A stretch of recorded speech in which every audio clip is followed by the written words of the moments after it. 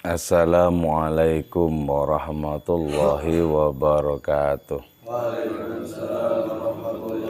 Bismillahirrahmanirrahim. Hamdan wa thana'an laka ya Allah, salatan wa salaman laka ya Habiballah, wa ala alika wa ashabika ya khair khalqillah, laka ya Rasulullah wa li jami' man ittaba'a dinaka ya Habiballah, haqiqatan min ladun Adam la yaumil qiyamah.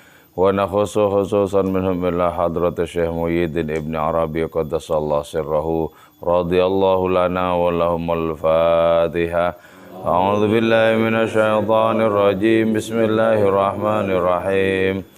Alhamdulillahi rabbil alamin arrahmanir rahim maliki yaumiddin. Iyyaka na'budu wa iyyaka nasta'in ihdinas siratal mustaqim. صراط الذين أنعمت عليهم غير المغضوب عليهم ولا الضالين آمين لتقربنا إلى الله تعالى لمحبتنا إلى رسول الله صلى الله عليه وسلم لسلامتنا في الدين والدنيا والآخرة لقضاء ديوننا لقضاء حاجاتنا من حوائج الدنيا والآخرة لتيسير أرزاقنا حلالا طيبا مباركا كثيرا واسعا لصحة أجسادنا وقلوبنا لشفاء أمراضنا ظاهرا وباطنا لدفع البلايا والمحن والفتن والأمراض الأسقام لمنافعنا لمصالحنا لأهل بيتنا وأولادنا وذرياتنا وجوارنا وأصدقائنا وجميع المسلمين والمسلمات والمؤمنين والمؤمنات الأحياء منهم والأموات ولعز الإسلام والمسلمين بجودك يا الله بشفاعة نبيك يا الله ببركة أوليائك يا الله بأسرار الفاتحة. أعوذ بالله من الشيطان الرجيم. بسم الله الرحمن الرحيم. الرحمن الرحيم مالك يوم الدين. إياك نعبد وإياك نستعين اهدنا الصراط المستقيم غير المغضوب عليهم ولا الضالين آمين. قال المصنف رحمه الله تعالى ونفعنا بعلومه وأمدنا بأسراره وأفاض علينا من بركاته وبكم آمين. بسم الله الرحمن الرحيم. ثم إن مسمى الصلاة sesungguhnya yang dinamai salat itu lahu ialah bagi itu musamma salah qismatun ukhra, adapun adanya bagian yang lain. Fa innahu ta'ala, karena sesungguhnya Allah subhanahu wa ta'ala amara, ialah memerintahkan Allah kepada kita an nusalli, kepada hendaknya salat kita lahu bagi Allah, wa akhbara dan mengabarkan Allah kepada kita annahu, sesungguhnya itu Allah yusalli, ialah salat Allah alaina, atas kita. Fasalatu, maka adapun salat minna, ialah dari diri kita, wa minhu, dan dari diri Allah subhanahu wa ta'ala. Jadi ini ada pembahasan yang lain, yaitu berkaitan dengan kita sholat kepada Allah dan Allah Ta'ala sholat kepada diri kita. Jadi karena itu sholat itu terdiri dari sholatnya Allah kepada kita, terdiri juga dari sholatnya kita kepada Allah Subhanahu wa Ta'ala. Yang sudah lazim kita kenal, kita sholat menghadapkan diri kepada Allah Ta'ala. Tapi ada sebuah ayat yang menyatakan huwallazi yusalli alaikum, dialah Allah yang senantiasa sholat kepada kalian semua. Nah, kalau yang dimaksud kita sholat kepada Allah, itu berarti kita menyembah Allah. Tapi kalau yang dimaksud Allah sholat kepada kita, itu bukan Allah menyembah kita, tapi Allah yang pertama kali menarik kita agar sholat kepada hadiratnya. Yang dimaksud dengan Allah sholat kepada kita, Allah tawajuh dulu kepada kita, baru kita bisa tawajuh kepada hadiratnya. Andaikan tidak karena Allah terlebih dahulu tawajuh kepada kita, maka kita tidak akan pernah bisa bertawajuh kepada Allah Subhanahu wa taala. Jadi sholatnya itu, sholat hadiratnya mendahului sholat kita. Sebagaimana zikir Allah Ta'ala kepada kita mendahului zikir kita kepada hadiratnya. Jadi sholatnya Allah kepada kita itu sesungguhnya dalam rangka memberikan jalan agar kita bisa sholat kepada hadiratnya. Sebagaimana zikirnya Allah Ta'ala terlebih dahulu kepada kita agar itu bisa memberikan jalan bagi kita untuk berzikir kepada hadiratnya. Nah, kalau sholatnya Allah Ta'ala kepada kita, itu Allah tidak mendapatkan keuntungan apapun dari diri kita. Tapi kalau sholatnya kita kepada Allah Ta'ala, kita mendapatkan banyak sekali keberuntungan lantaran sholat itu. Fa'idha kana maka apabila ada itu Allah wal musalli ialah yang sholat, fa'innama yusalli hanya saja sholat itu Allah bismihi dengan namanya Allah al-akhir. Jadi ya, huwal awwalu wal akhiru. Jadi ketika Allah Ta'ala sholat kepada kita, maka posisi Allah Ta'ala itu berada pada namanya al-akhir. Al-akhir. Sebab apa? Orang yang sholat itu kan mengikuti. Jadi karena Allah Subhanahu wa Ta'ala al-akhir, fayata'akharu, maka menjadi lebih akhir itu Allah Ta'ala an wujudil abdi, dari adanya itu si hamba. Jadi ya, Allah memang memiliki nama al-awwal, yaitu awal mula segala sesuatu. Tapi juga Allah memiliki nama al-akhir, yaitu akhir dari segala sesuatu. Nah, ketika Allah Ta'ala sholat kepada kita, maka Allah menggunakan namanya al-akhir. Sehingga fayata'akharu an wujudil abdih. Allah itu menjadi lebih akhir dibandingkan adanya sang hamba itu. Wahuwa adapun itu musalli, Allah itu ainul haq, ialah inti dari adanya Allah yang maha benar, alladzi yakhluqu, yang menciptakan hu kepada itu ladzi al-abdu, siapa seorang hamba, fi qalbihi, di dalam hatinya hamba, binadharihi, dengan nalarnya hamba, al-fikri, yang bersifat pikiran, au bitaqlidi, atau dengan taklidnya itu hamba, wa huwa adapun itu musalli, Allah Ta'ala yang salat itu al-ilahul mu'taqad, ialah Tuhan yang diyakini. Oke ya. Yang dimaksud dengan Allah Ta'ala al-akhir, yang salat kepada diri kita itu tak lain adalah Tuhan yang diciptakan oleh sang hamba lewat persepsinya. Jadi ya, kita semua itu kan punya persepsi, punya pandangan tentang Allah. Nah, persepsi atau pandangan tentang Allah itu yang disebut sebagai al-ilahul mu'taqad, Tuhan yang diyakini, yang merupakan hasil dari persepsi kita. Kita kan pasti menjawab ketika ditanya, siapa menurutmu Tuhan itu? Kan begini. Nah, jawaban begini yang menunjukkan definisi tentang Tuhan yang dipersepsikan itu yang disebut al-ilahul mu'taqad, Tuhan yang dicipta lewat persepsi itu. Dan Tuhan yang dicipta lewat persepsi itu adalah Tuhan yang terbatas sesuai dengan kapasitas kita untuk mempersepsikan hadiratnya itu. Bukan Tuhan yang mutlak ya. Sebab apa? Pikiran kita itu nisbi, pikiran kita itu terbatas. Maka hasil dari pikiran yang nisbi dan terbatas itu pasti terbatas juga. Termasuk hasil pikiran tentang Allah Ta'ala.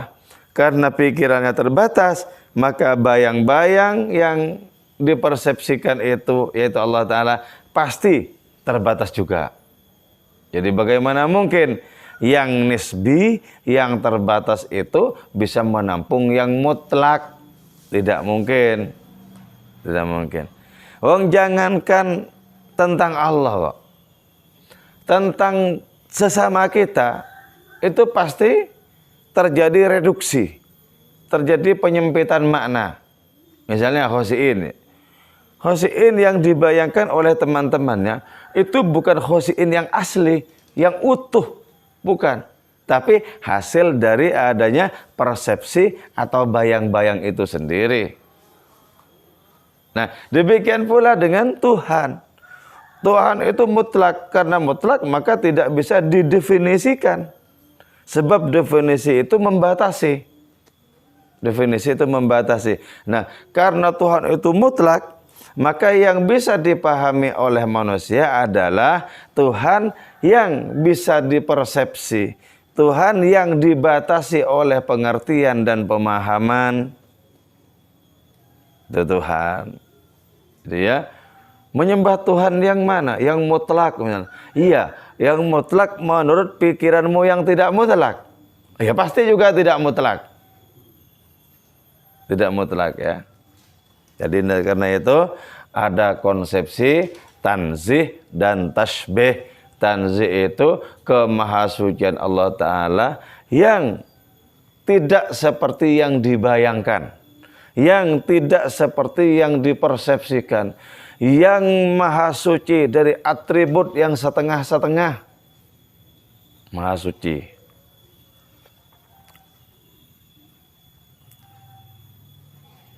Itu yang disebut dengan al-ilahul mu'taqad, Tuhan yang diyakini.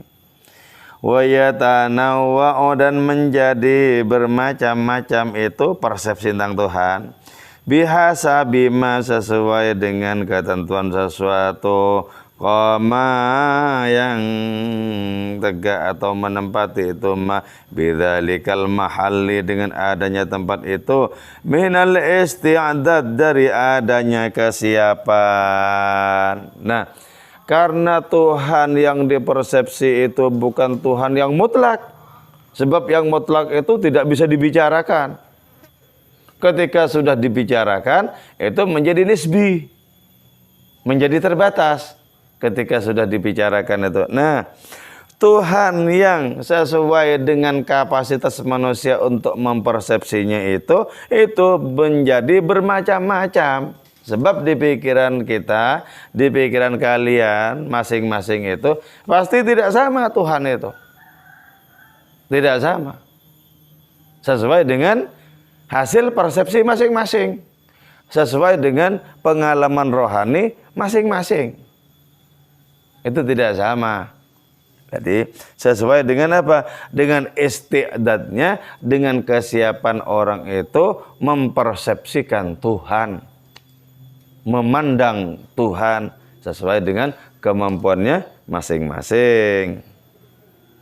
Jadi kalau begitu ya, pemahaman tentang Tuhan itu pastilah terbatas. Pasti terbatas.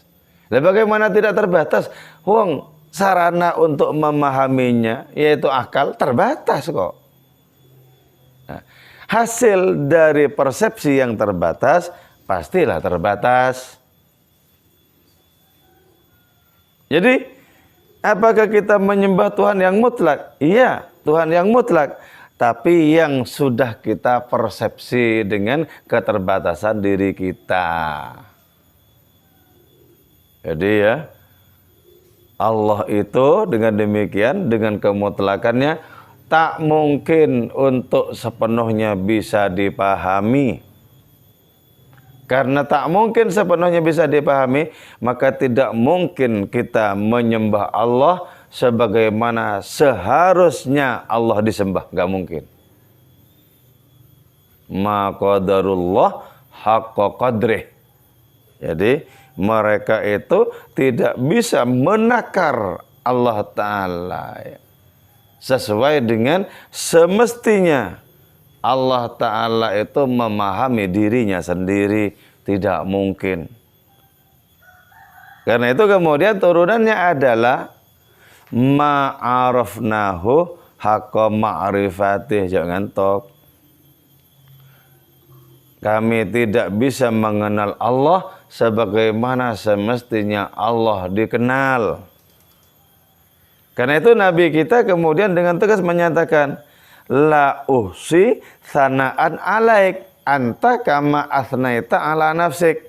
Ya Allah, saya tidak bisa menghinggakan, tidak bisa membuat statistik seberapa banyak mestinya saya memujimu.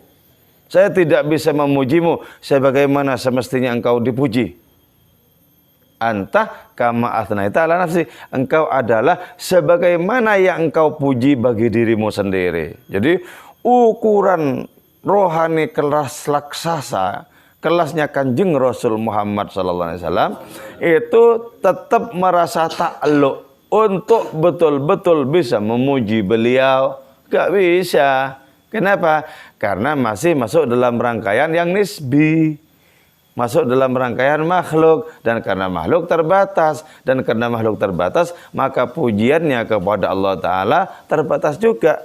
Sementara pujian Allah untuk dirinya sendiri yang tidak terbatas, pujian hadiratnya itu juga tidak terbatas. Ya, itu kemutlakan dari Allah Subhanahu wa Ta'ala. Jadi tidak ada orang mengenal Allah sebagaimana semestinya dikenal. Tidak ada orang bisa menyembah Allah sebagaimana semestinya Allah disembah. Tidak ada orang bisa memuji Allah sebagaimana semestinya Allah dipuji. Itu tidak ada. Kita makhluk-makhluk tinggal terengungun-ngungun meratapi keterbatasan ini. Tidak bisa. Jadi dari situ kemudian ya, persepsi tentang Allah Ta'ala itu, pemahaman tentang Allah Ta'ala itu berbeda-beda di antara masing-masing manusia. Berbeda. Jadi karena berbeda-beda itu, maka itu menunjukkan kenisbian. Dan karena menunjukkan kenisbian, tidak ada siapapun yang bisa memutlakkan kebenaran dirinya. Tidak bisa. Kalau kemutlakan kebenaran sang Nabi, itu karena murni dipandu oleh Allah Subhanahu wa Ta'ala. Tapi tetap tidak bisa memuji Allah sebagaimana semestinya dipuji. Karena itu kemudian muncul ungkapan Syekh Husain bin Mansur Al-Hallaj, ya Allah, engkau maha tahu, aku tidak bisa memujimu sebagaimana semestinya. Karena itu pujilah dirimu lewat perantara aku. Gitu. Jadi makin jelas hubungan kita dengan Allah Ta'ala seperti apa. Harus jelas. Kita menyembah Allah Ta'ala itu ala basiratin, yaitu dengan adanya penglihatan yang gamblang. Siapa yang kita sembah, posisinya seperti apa, dan siapa diri kita, posisinya di mana. Jelas ya, ketidakberdayaan ini, seonggok ketidakberdayaan ini mempersembahkan sujud setulus mungkin kepada hadiratnya yang tidak terhingga itu.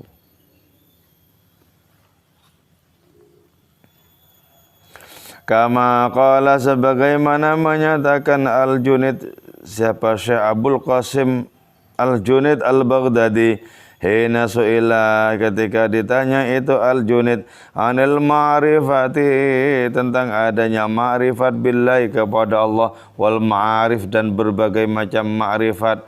Faqala maka menjawab itu Syekh Junid, launul ma'i launu inaihi, adapun warna air ialah warna wadahnya. Gitu ya. Warna air tergantung warna wadahnya. Nah, gitu. Artinya apa ya? Warna dari adanya pemahaman manusia tentang Allah sesuai dengan kapasitas wadah kejiwaan manusia itu. Jadi seberapa banyak pemahaman tentang Allah Ta'ala ditampung, maka definisi tentang Allah Ta'ala sesuai dengan seberapa banyak yang ditampung oleh wadah kejiwaan masing-masing manusia itu. Jadi karena itu, kalau ditanya tentang siapa Allah Ta'ala, ya tergantung siapa yang menjawab. Tergantung siapa yang menjawab. Sebab masing-masing orang memiliki persepsi yang tidak sama. Merasakan adanya pengalaman rohani yang tidak sama. Itu yang disebut dengan bahwa warna air itu adalah warna wadahnya. Jadi itu adalah Allah yang dipersepsi atau al-ilahul mu'taqad, Tuhan yang diyakini sesuai dengan keterbatasan keyakinan masing-masing manusia. Wa huwa jawabun sadun, wa huwa adapun itu qaulul Junaid itu jawabun sadun ialah jawaban yang tepat. Akhbaro yang mengabarkan itu jawaban anil amri tentang perkara itu, perkara keilahian. Bima dengan sesuatu, wa adapun itu al-ilahul mu'taqad alaihi, atas itu maha.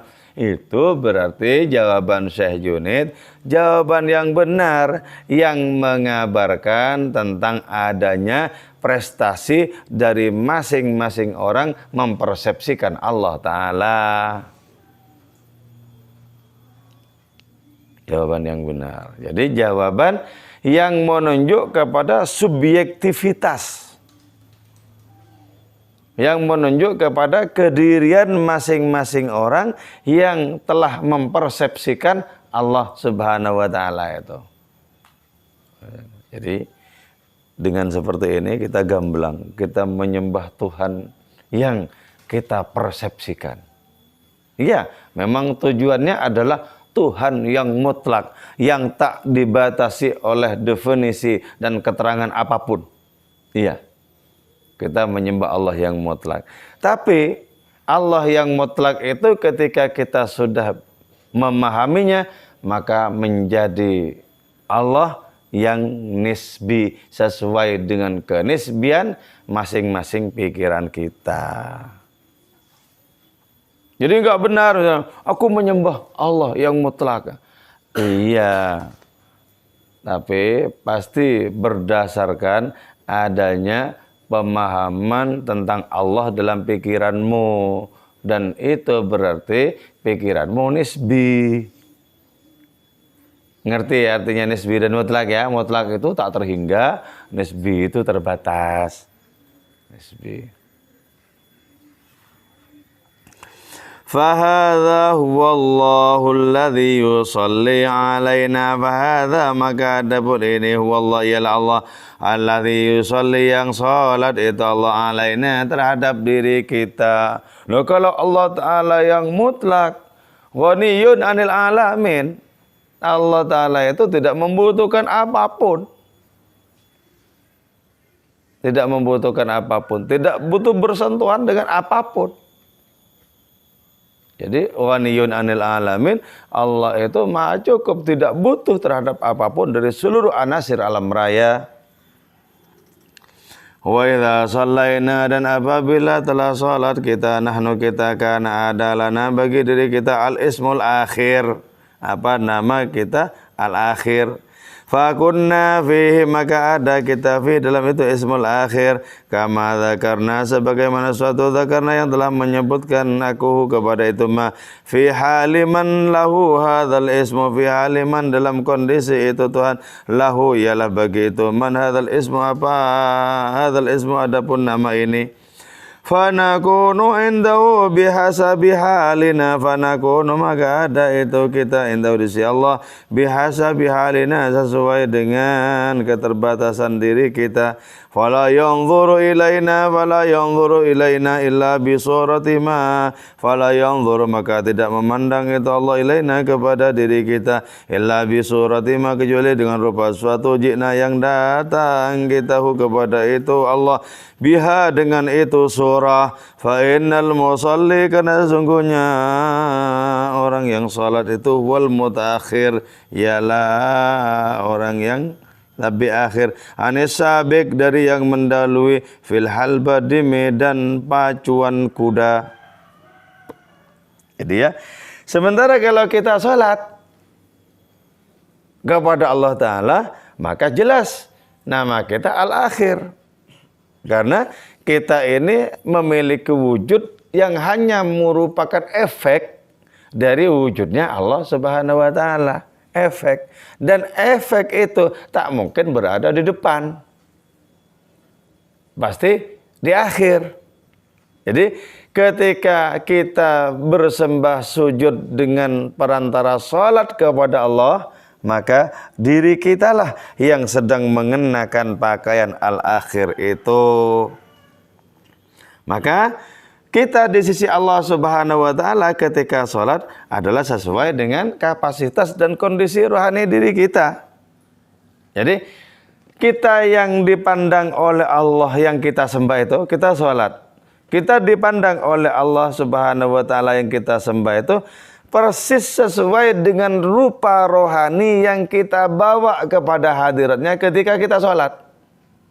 Jadi ya, betapa Allah Ta'ala sangat menyaksikan compang-camping rohani kita ketika kita menghadap kepada hadiratnya. Betapa Allah Ta'ala juga menyaksikan adanya kegagahan rohani yang kita bawa menghadap kepada hadiratnya ketika kita sholat. Nah karena itu, jangan celengak-celengok batin kita ketika sholat. Fokuskan kepada hadiratnya. Sebab tidak malukah kita dipandang oleh Allah Ta'ala secara lahiriah menghadap kepada hadirnya, tapi batiniah kita celengak-celengok kemana-mana. Malu mestinya, malu. Nah setidaknya kalau kita merasakan disaksikan oleh Allah, pasti kita malu. Nah terhadap orang yang celengak-celengok itu memikirkan yang lain bahkan yang lain, maka malaikat itu mengambil adanya sholat yang tidak bermoto itu dikeprokkan kepada orang yang sholat. Ini ketidakberesanmu,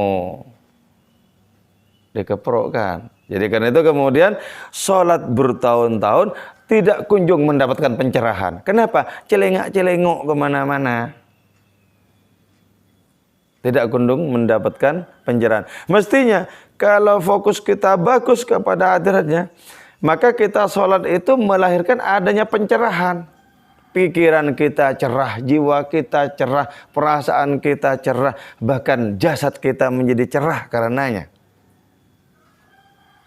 Jadi karena itu hati-hati, Allah memandang seberapa kualitas, seberapa kesungguhan hati kita ketika kita menghadap kepada hadiratnya lewat pintu sholat. Hati-hati, jangan kemana-mana. Untuk sejenak saja bersabarlah untuk fokus. Hati buyar, fokuskan lagi. Hati ambiar, fokuskan lagi. Jangan mengikuti ambiarnya pikiran dan bayang-bayang itu. Jangan ikuti.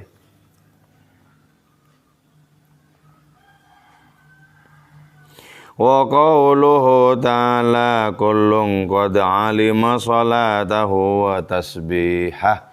Saya kira itu saja. Semoga manfaat dan barokah untuk kita dengan barokahnya bulan Ramadan tahun ini.